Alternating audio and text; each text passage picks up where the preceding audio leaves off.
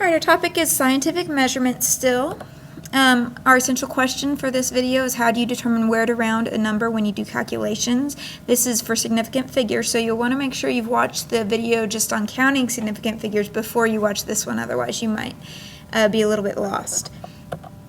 All right, so when you are doing calculations, let's say like you take some measurements and then you have to multiply to find the volume or something like that, you cannot round off, you can't have this long chain of numbers because your original measurements were not that precise, so your answer cannot be any more precise or accurate than it was when you took the measurements. So we have some rules to follow depending on what type of calculation we're doing. If we're multiplying or dividing, the rule is the number of sig figs in the answer is determined by the number with the fewest sig figs in what you're multiplying or dividing. So let's say you're multiplying two numbers.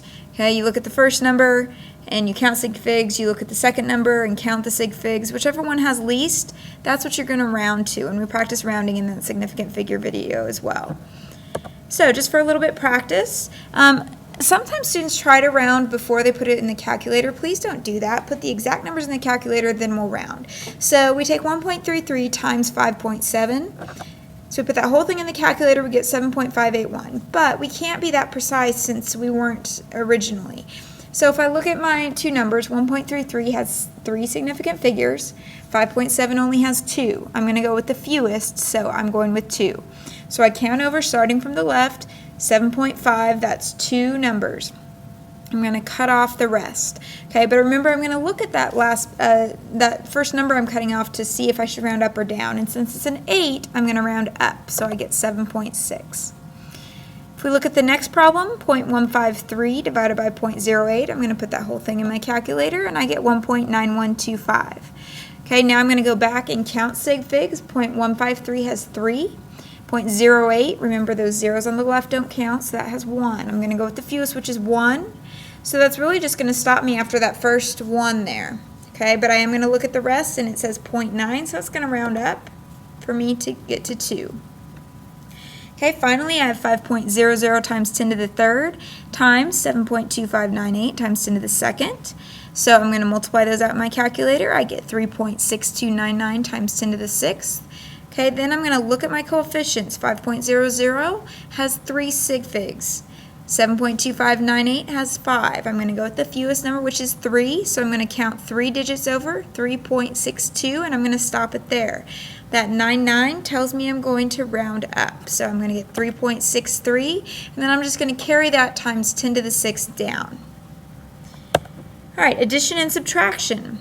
So this is a little bit different. The number of decimal places in the answer is determined by the number with the fewest decimal places. So instead of just counting numbers, we're looking at decimal places. So again, please don't round before you solve the problem. Put the whole thing in the calculator and work it out first and then round the answer.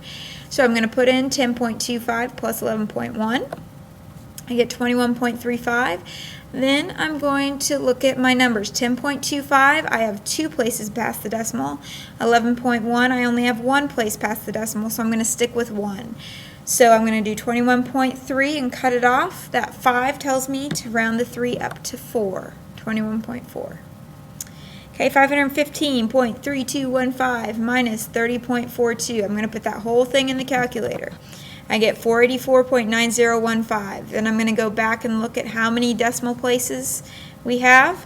On 515, we have 4 spots past the decimal. On 30.42, we have 2 spots past the decimal. So I'm going to go with 2 spots past the decimal. So I take 484.90. I look at that next number. It's a 1, so I'm going to round it down. Okay, finally we have 1425 minus 820.95. Stick that in the calculator, plug and chug, and I get 604.05. I'm going to go back and look at my numbers. 1425. There's 0 numbers past the decimal place. Okay, I'm in the ones place right there. And there's 2 numbers past the decimal place for 820.95. So I'm going to go with 0, so I'm rounding it to the ones. So I'm going to go 604. I look at that next number, and 0 tells me to round down. So I have 604, and that is how you round with different types of calculations.